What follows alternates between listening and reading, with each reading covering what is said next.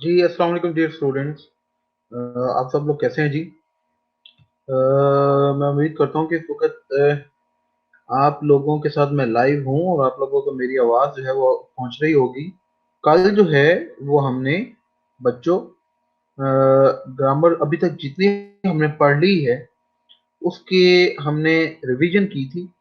छोटा सा एक हमने सिंपल सा टेस्ट रखा था और उसमें जो है वो मैं आपसे क्वेश्चन पूछता था, फिर आप उसका आंसर करते थे। और अगर किसी क्वेश्चन का आंसर जो है वो ज्यादातर बच्चे नहीं कर पाते थे तो फिर हम क्या करते थे कि वो उसका मैं आंसर जो है वो आपको खुद लिख देता था।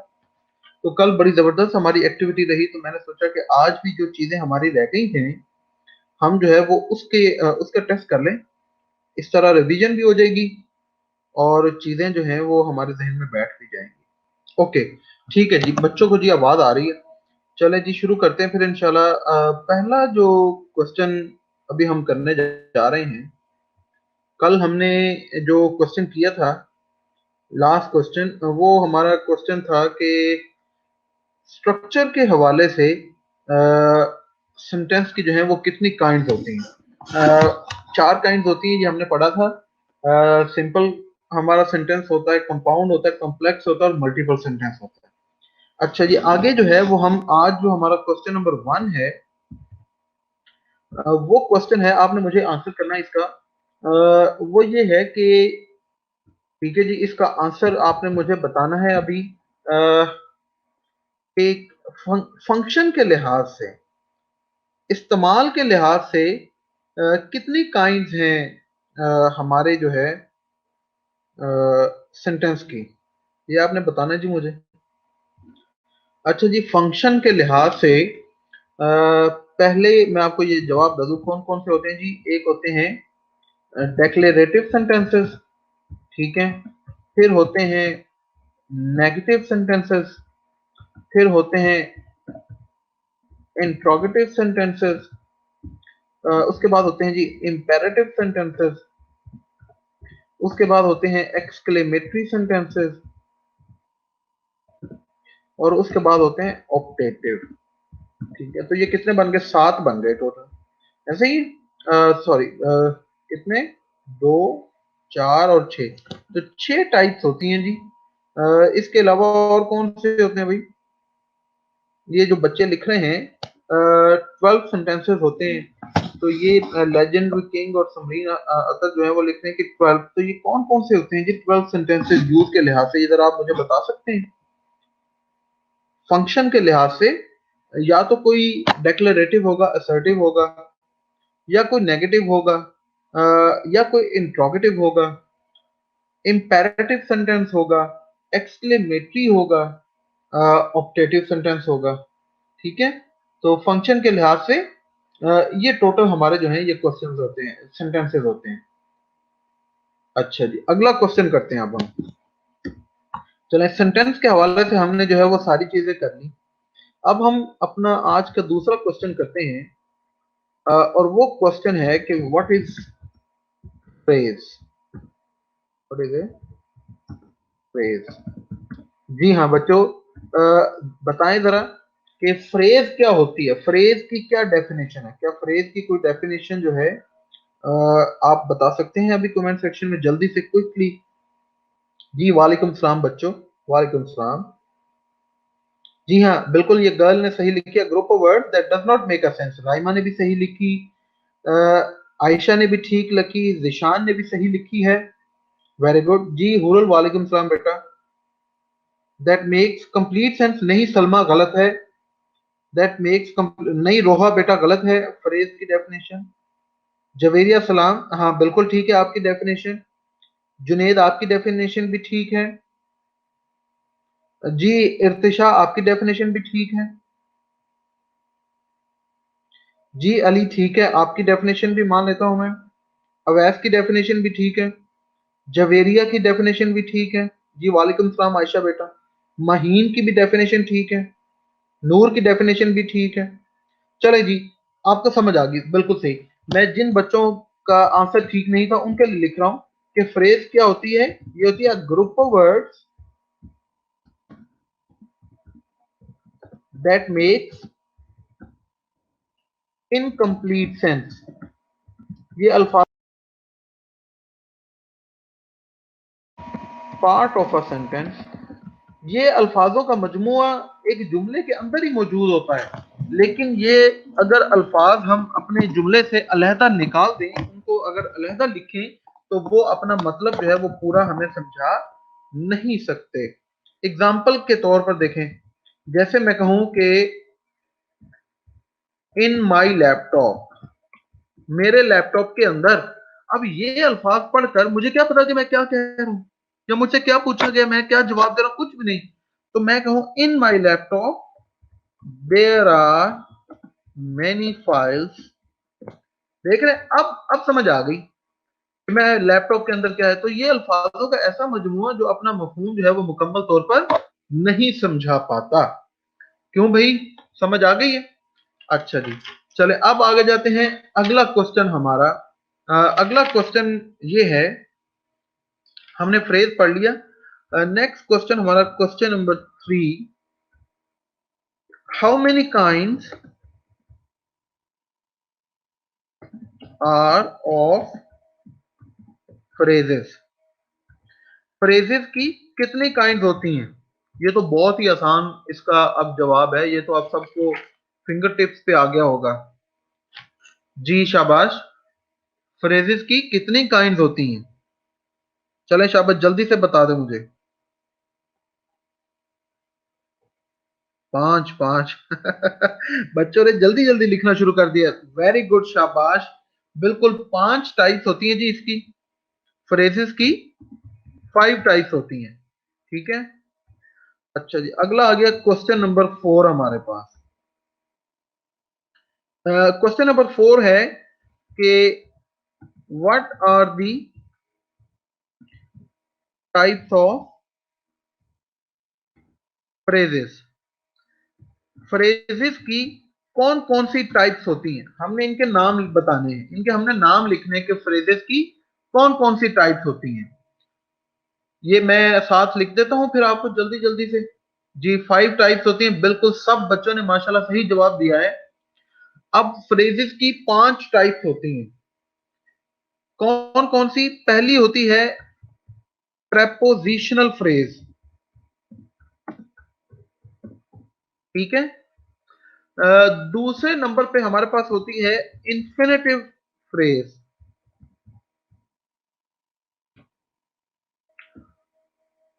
एक हमारे पास होती है पार्टिसिपल फ्रेज। ठीक है, एक हमारे पास होती है जेरेंड फ्रेज, और एक हमारे पास होती है वर्ब फ्रेज। नहीं जी, कौन कौन सी टाइप्स होती हैं जी फ्रेजेस की? 5 जो हमने पढ़ी हैं, बिल्कुल। अच्छा जी, ये कह रहे हैं जी, noun phrase, gerund phrase, verb phrase, noun phrase. Alina बेटा, अच्छा जी, इन्फिनेटिव फ्रेज होती है, प्रपोजिशनल फ्रेज होती है, पार्टिसिपल फ्रेज होती है, जेनरल होती है, वर्ब होती है। गानिया, शाबाश बेटा। जबीरिया सलाम, वेरी गुड बेटा। जैनब जफर ने भी बिल्कुल ठीक लिखी है, वेरी गुड बेटा, शाबाश। शाबाश भाई सब लोगों को। अच्छा जी, एक बच्चा पूछ रहा है कि प्रेपोजिशनल फ्रेज जरा एक्सप्लेन कर दें। जी हाँ, मैं इन सारों को ही, मैं अब थोड़ा थोड़ा आपको एक्सप्लेन भी कर देता हूँ कि ये कौन कौन सी होती हैं और इनका मकसद क्या होता है। ठीक है, अभी लिख देते हैं जी।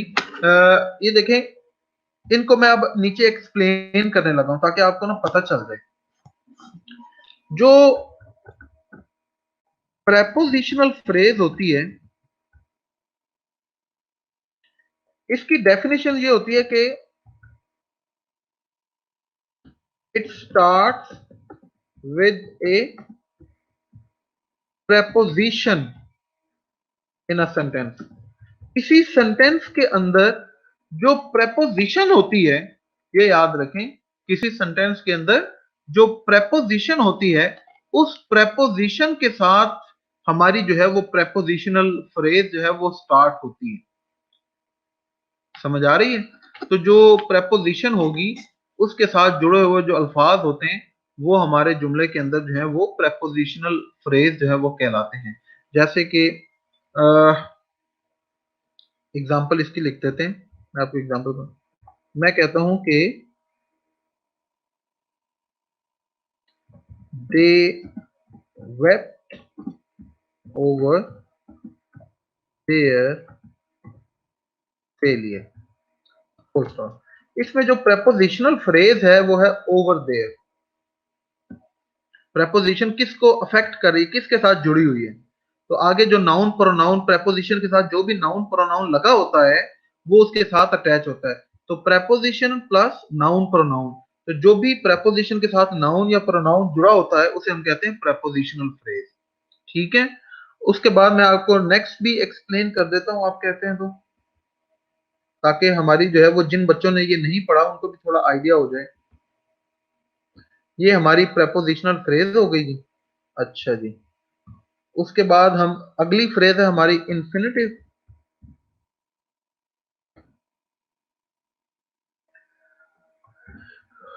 जी, जो इंफिनिटिव फ्रेज है मैं वो भी आपको अभी इसकी डेफिनेशन लिखवा देता हूँ कि इंफिनिटिव फ्रेज क्या होती है।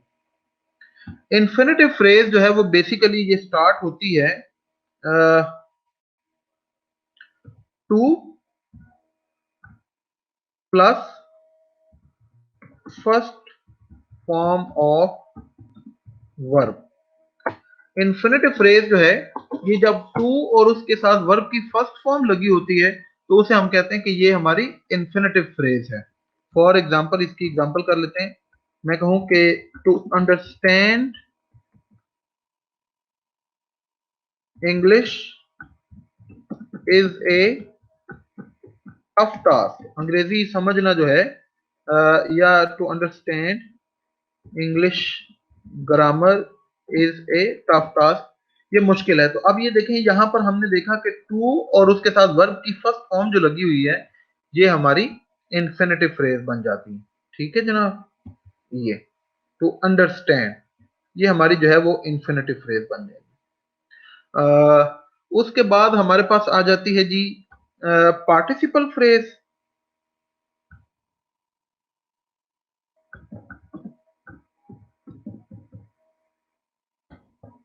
पार्टिसिपल फ्रेज जो है वो, इसकी भी मैं आपको आसान एक डेफिनेशन लिखवा देता हूं कि ये बेसिकली क्या होती है पार्टिसिपल फ्रेज। पार्टिसिपल फ्रेज का मतलब होता है कि ऐसा वर्ब जो जुमले के अंदर एज एन एडजेक्टिव काम करता है, पर with ING form which works as an adjective in a sentence। Participle phrase ऐसी फ्रेज होती है कि जुमले के अंदर जब कोई वर्ब हम इस्तेमाल करते हैं, जाहिर है उसके साथ पार्टिसिपल, पता है ना कि जब हम वर्ब के साथ आईएनजी लगा दे तो वो जुमले के अंदर जो है वो फिर एडजेक्टिव का काम करता है। तो जब हम किसी वर्ब के साथ आईएनजी लगा दें और उस वर्ब को एडजेक्टिव के तौर पर जुमले में इस्तेमाल करें, एडजेक्टिव का मतलब है जो किसी नाउन को मॉडिफाई कर रहा हो, तो जब वो एडजेक्टिव के तौर पर इस्तेमाल होगा तो वो वर्ब और उसके साथ जुड़ा हुआ जो नाउन है जो इसको मॉडिफाई कर रहा है, एडजेक्टिव जिस नाउन को मॉडिफाई कर रहा है वो एडजेक्टिव प्लस नाउन जो है वो हमारी वर्ब फ्रेज बन जाती है। तो मैं यहाँ पर ये लिख देता हूँ ब्रैकेट के अंदर ताकि आपको याद रहे। तो फिर वर्ब, ये हमारी पार्टिसिपल फ्रेज क्या है, एडजेक्टिव प्लस नाउन। जो एडजेक्टिव के साथ जुड़ा हुआ नाउन होता है वो हमारी पार्टिसिपल फ्रेज कहलाती है। जैसे मैं कहूं कि turning the corner, I saw them.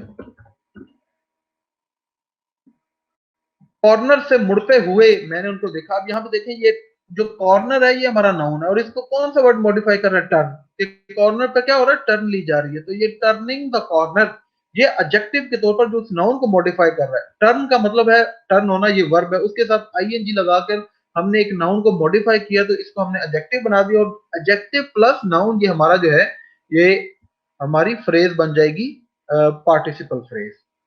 उसके बाद आ जाती है हमारे पास गैरेंट फ्रेज।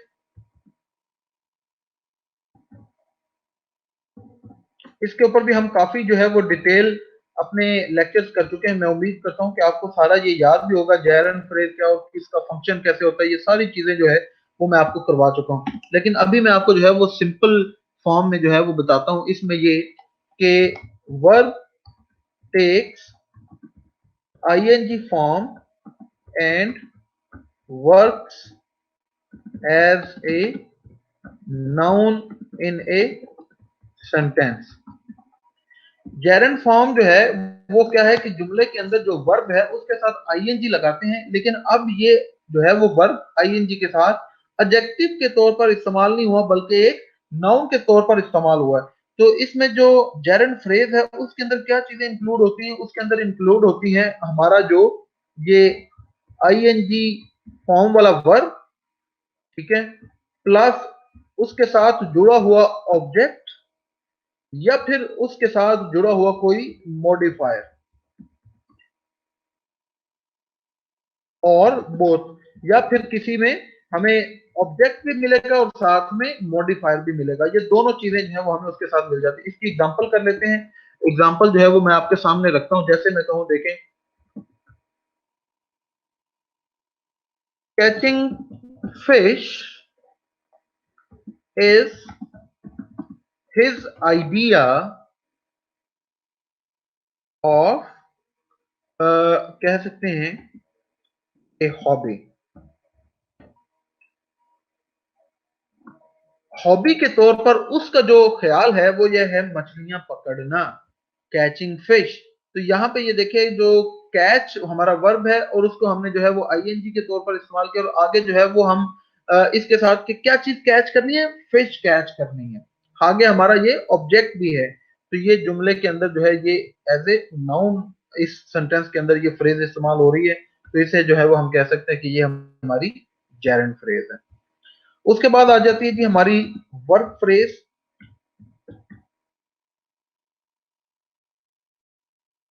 अच्छा जी, वर्ड फ्रेज जो है ये भी हमने कल की, इसके ऊपर भी मैंने आपको काफी डिटेल जो है वो लेक्चर दिया और बहुत सारी एग्जांपल कराई।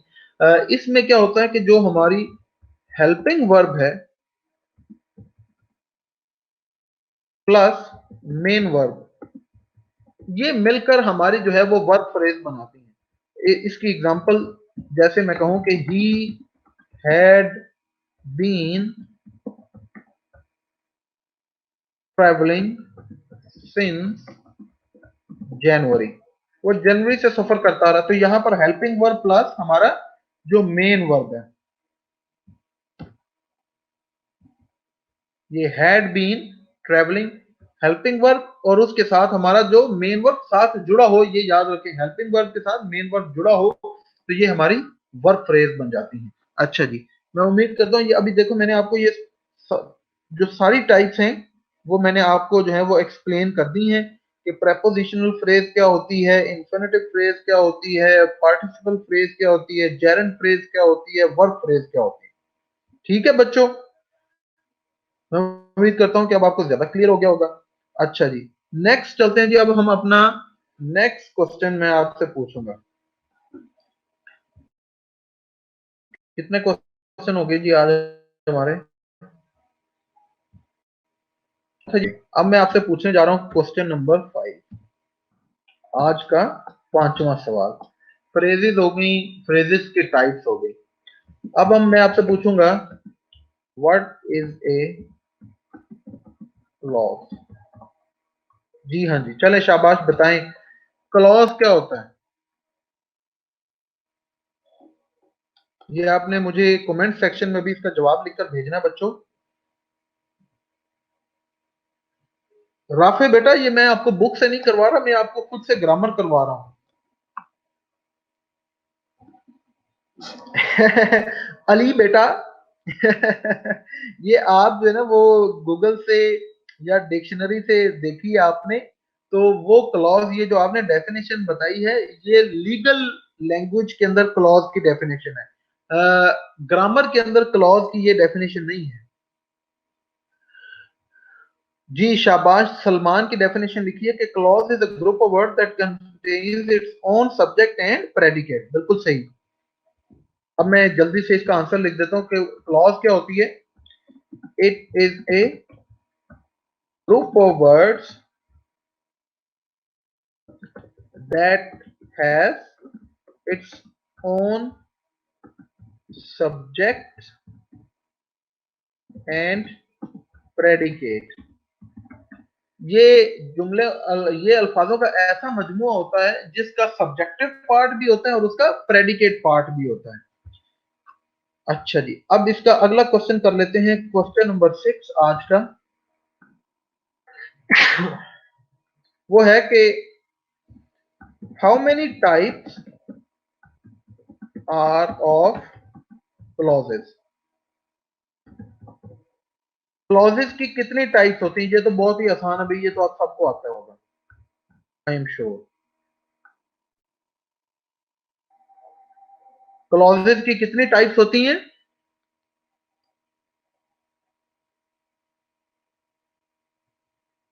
दो टाइप होती है, बिल्कुल शाबाश, वेरी गुड। दो टाइप्स होती हैं, ठीक है। कौन कौन सी? Independent and dependent clauses. Independent clauses होती हैं और डिपेंडेंट क्लॉजेस होती हैं। नीचे मैं आपको जो नोट लिख रहा हूं वो ये है कि independent clause is also called principal clause।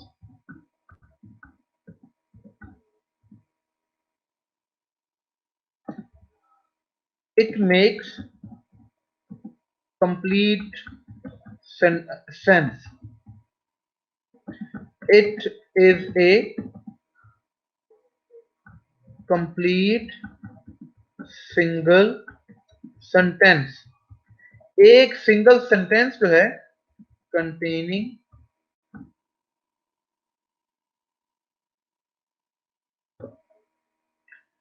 a subject and a verb। तो इंडिपेंडेंट क्लॉज है, इसे हम प्रिंसिपल क्लॉज भी कहते हैं, और ये अपना मफहूम जो है वो मुकम्मल तौर पे समझा देती है। इसे जो है वो हम एक कंप्लीट सिंगल सेंटेंस भी कहते हैं। सिंगल सेंटेंस जिसके अंदर कोई एक सब्जेक्ट और एक वर्ब होता है, ठीक है। एक और नोट यहां पर लिख रहा हूं मैं, वो ये है कि जो डिपेंडेंट क्लॉज है is also called subordinate clause। It does not make complete sense although it has both the subject and predicate। It is always connected with a conjunction। ठीक है जी, ये हमेशा कंजंक्शन के साथ जुड़ी होती है। इसकी मैं आपको एक एग्जांपल करवा देता हूं। देखिए, मैं कहूं before the doctor came, doctor के आने से पहले, अब हमने ये जुमला लिखा है सिर्फ, इसमें देखें हमारा सब्जेक्ट पार्ट है द डॉक्टर, प्रेडिकेट है, वर्ब है केम, ठीक है। Before the doctor came, doctor के आने से पहले सब्जेक्ट भी है, वर्ब भी है, लेकिन ये जुड़ा हुआ है एक कंजंक्शन के साथ। ये देखें, बिफोर के साथ। तो हमें नहीं पता कि डॉक्टर के आने से पहले क्या हुआ, हम हजार बातें यहां पर लिख सकते हैं। मैं कहता हूं before the doctor came the patient had recovered. Doctor के आने से पहले ही मरीज सेहतयाब हो चुका था। अब अगर सिर्फ मैंने ये जुमला लिखा हो द पेशेंट हैड रिकवर्ड, ठीक है, और मैं इसको काट दूं, तो अब ये देखें ये जुमला पूरा है, ये अपना मतलब हमें समझा रहा है कि मरीज सेहतयाब हो चुका था। लेकिन जो दूसरा हिस्सा था इस जुमले का, वो जो है वो कंप्लीट नहीं था। तो मैं कहूं the patient had recovered before the medicine arrived, जो है वो दवाई आने से पहले ही मरीज जो है वो सेहतयाब हो चुका था। तो अब इस जुमले के अंदर ये जो हमारे पास क्लॉज है, ये इंडिपेंडेंट क्लॉज है, ठीक है।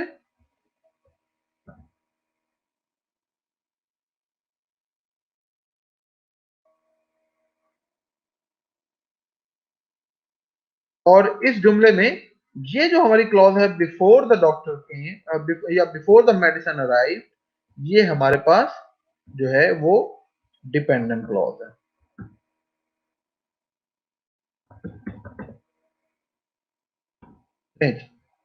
इसकी और भी बहुत सारी एग्जांपल्स, लेकिन क्लॉज क्या होता है, उसकी टाइप्स क्या है, उसके नोट और ये मैंने आपको सारी समझा दी। उम्मीद करता हूँ आपको समझ आ गई होगी। ठीक है बच्चों,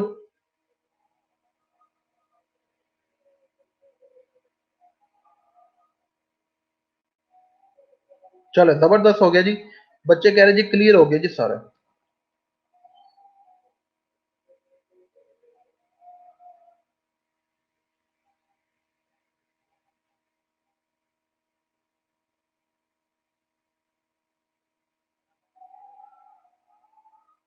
बेटा इंपॉर्टेंट है अहमद, इसमें से क्वेश्चन आता होता है क्लॉजेज में से।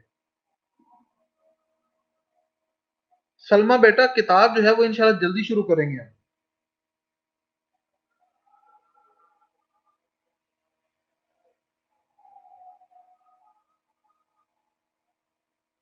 बिल्कुल सही, शाबाश। रोज का काम रोज करें, बस ये पढ़ते जाएं। चैप्टर हम एक कर चुके हैं, इंशाल्लाह नेक्स्ट जो है वो एक दो नेक्स्ट वीक में हम शुरू कर लेंगे अपनी, नेक्स्ट वीक में इंशाल्लाह बेटा।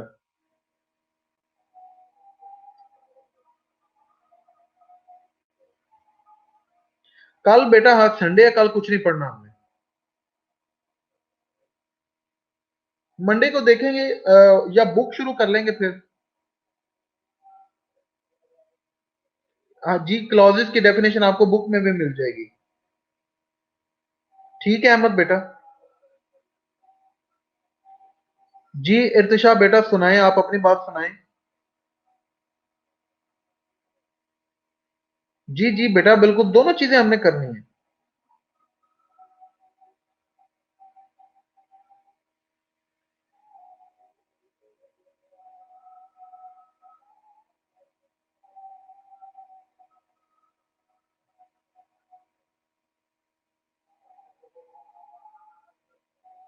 जी बेटा एज ही वेप्ट ये सबॉर्डिनेट क्लॉज है।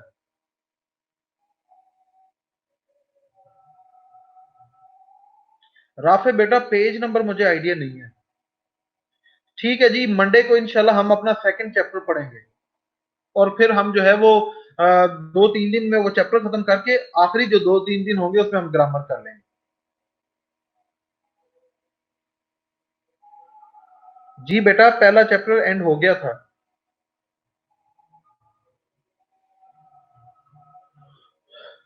ये ट्रांसलेशन इंग्लिश टू उर्दू बेटा, ये देखें आप सारी चीजें एकदम से तो नहीं की जा सकती, पूरा साल है, ऐसे ऐसे चीजें हम पढ़ सकते हैं। ठीक है गानिया बेटा।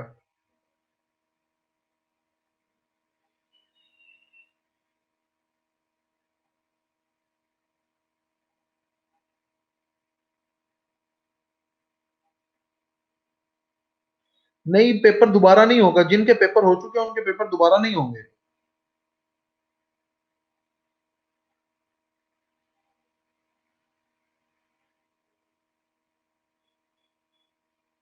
अच्छा ठीक है जी। आजकल तो वैसे स्कूल्स बंद हैं अब सारे। संडे को बेटा मेरी कोई क्लास नहीं है।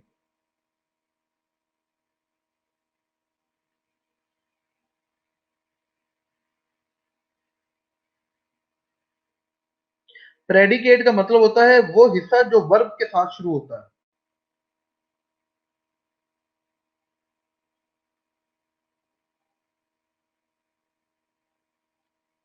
मंडे को इंशाल्लाह टेक्स्ट बुक पढ़ेंगी। सबॉर्डिनेट क्लॉज ऐसी क्लॉज जो किसी कंजंक्शन के साथ शुरू होती है, ये बेटा अभी हमने लिखा तो था। जी बेटा सेवियर ऑफ मैनकाइंड हो चुका होगा। जी एमसीक्यूज ग्रामर से आते हैं, ये पहला लेक्चर सुन लें, उसमें वो सारी चीजें मैंने जो है वो पूरा पेपर पैटर्न भी बताया हुआ है।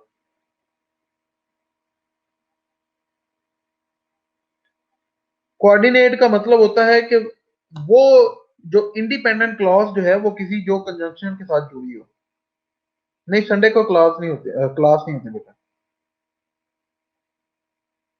जी सेकंड चैप्टर स्टार्ट करना है जी। जी बिल्कुल, प्री नाइन्थ के स्टूडेंट पढ़ सकते हैं, डेफिनेटली पढ़ सकते हैं, जरूर पढ़ें वो। अच्छा जी, जबरदस्त बात है जी कि आपने सबने इतने चैप्टर कंप्लीट कर दिए।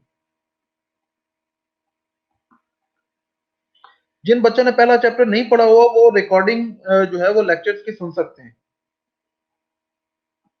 ये कैंपस डॉट पीके के मेन पेज के ऊपर ही आए ना, तो वो नीचे जहां पर रोजाना लेक्चर की टाइमिंग होती है वो लोड मोर नीचे नीचे करते जाए, तो जहां से हमारे लेक्चर जिस डेट से शुरू हुए वहां से आप पिछले लेक्चर सुनना शुरू कर दें। जी आज बस यही पढ़ना है। चले बस आज के लिए इतना काफी है। अब इंशाल्लाह मंडे को आपसे मुलाकात होगी। दुआ में याद रखें, अपना ख्याल रखें। अभी जब लेक्चर खत्म होगा तो आप सब ने लेक्चर के बारे में अपना रिव्यू जरूर देना, हर सूरत देना है। और जो बच्चे नए हैं जिन्होंने अभी तक फॉलो नहीं किया वो ऊपर मेरी प्रोफाइल उसे क्लिक करें और मुझे फॉलो करें। अपना ख्याल रखें, मंडे को आपसे मुलाकात होगी।